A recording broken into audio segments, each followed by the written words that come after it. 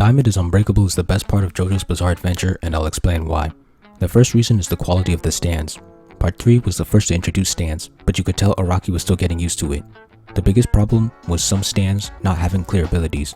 For example, Star Platinum and Silver Chariot really just relied on their crazy stats more than a specific ability.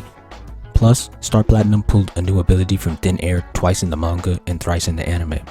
Chariot had some techniques that looked like abilities, but those stemmed from either his design, such as armor and sword, or his stats, which would be his speed.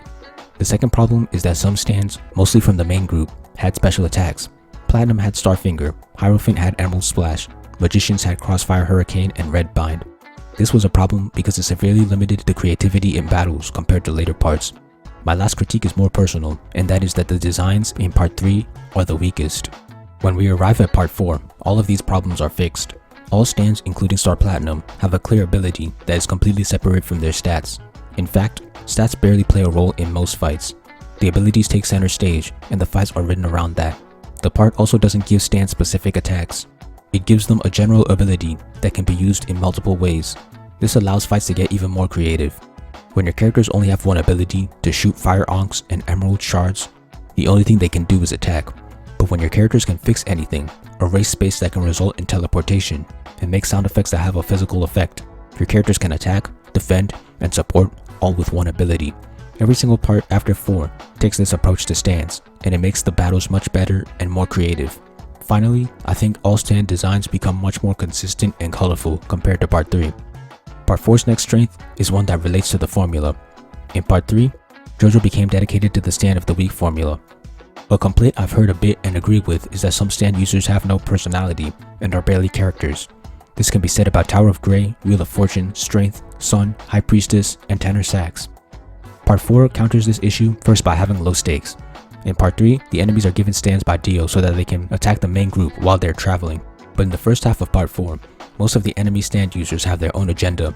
They're given stands by Keicho, but he doesn't give them any orders. His only goal is to find a stand that can heal his father, so all of them are left to their own devices. The low stakes plays a part because half of the stand users aren't being hired to kill the main cast. Each enemy has to have their own unique reason for fighting the heroes, which forces them to be fleshed out. Even if they are trying to kill the main cast, like Anjuro, they are given their personal reason for this. And when characters aren't trying to do that, like Tamami or Yukiko, they create unique story arcs based on the user's selfish desires. There are even stand encounters that aren't even fights, like Pearl Jam, Achtung Baby, and Cinderella. There are stands that were hired to attack the main characters, but those are only Boy to Man, Highway Star, Superfly, and Enigma. So, the lowest stakes allow Part 4 to develop their antagonists and create unique encounters, but it also allows the story to switch back and forth between serial and episodic. Unlike most parts, Part 4 is episodic for around half of its story. This means that the arcs and the battles are disconnected from one another. Since the main antagonist of the plot is hiding for the first half of the story, a lot of the story is allowed to be focused on the characters just living their lives and encountering stands. There is a goal that the main cast is moving towards, but it is often pushed to the background. The serial battles are Aqua Necklace, the Nijimura Brothers, Chili Peppers, Achtung Baby, Killer Queen, Atom Heart Father, Boy to Man, Highway Star, Superfly, Cheap Trick, and Bites the Dust. The episodic battles are Lock, Surface, Love Deluxe, Pearl Jam, Heaven's Door, Rat, Harvest, Cinderella, Earth, Wind, and Fire, and Stray Cat. As you can see, the ratio is pretty close. This is a positive, because the story can take the best of both styles. It can have an ongoing plot that builds upon itself, but it can also have varied and unique individual stories that stand on their own. My next 3 points are a little more subjective. The first is that the part has the best power for any JoJo protagonist. By this I mean that it has so much utility and can create some of the best fights in JoJo. Crazy Diamond's fixing ability is so broad and clear-cut that it can be used in so many creative ways. There are very few times that cause me to question how its abilities work, and he accomplishes all this with just one ability. Gold Experience is a close second, but not only does the stand have 3 different abilities, but its fights aren't as predictable, especially since they utilize a vast knowledge of plants and animals.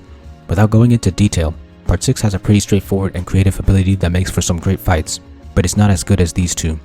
7 doesn't have a broad ability, and 8 does, but its mechanics are occasionally questionable. The second point is that this part has the best final battle. I plan to make a separate video on the final battles of JoJo parts with stands, but about half of them rely on ass pulls, and almost none of them use their characters' abilities so efficiently to the degree that Josuke vs Kira does. The third point is that this part uses the past JoJo's the best. One thing I always found cool was how characters from the previous part could show up in the next part. Part 4 has both Jotaro and Joseph, and both of them, especially Jotaro, play satisfying roles in the story. My final points are extremely subjective, but I feel like they do contribute to my enjoyment. The first is that the part has the best art style in both the anime and the middle of the manga. Their faces aren't too geometric and stoic, and characters rarely have same face syndrome, all of which are problems I've seen before and after this part. The second is that I think this has the best cast in any JoJo part. The main trio play off of each other so well, and are such likable characters individually. It has both Josuke and Jotaro, two of my favorite characters from the whole story. Thanks to the low stakes and development of antagonists who can turn good, the characters also have diverse relationships. For example, Josuke and Rohan hate each other, but Rohan is cool with Koichi. Josuke, Okuyasu, and Koichi are great friends, but the first two hang out with each other more often and even became their own trio with Shigechi. I find the way characters mix and match to be very creative and entertaining. As I mentioned before, the antagonists have good characterization and development, but more importantly, I think Kira is the best antagonist in JoJo. The arcs where he was the protagonist were just as good as the arcs that focus on the heroes. The fact that he's just another stand user that is good at being a serial killer is very refreshing compared to the powerful supervillains of other parts. This personality and development are also a great addition. In conclusion, Diamond is Unbreakable is the best part of JoJo because it masters the use of stands, develops its antagonists into characters that can become supporting cast members, effectively balances episodic and serial storytelling, and has a great cast of characters. Thank you for watching. Please like, comment, share, subscribe, and check out my manga for free online.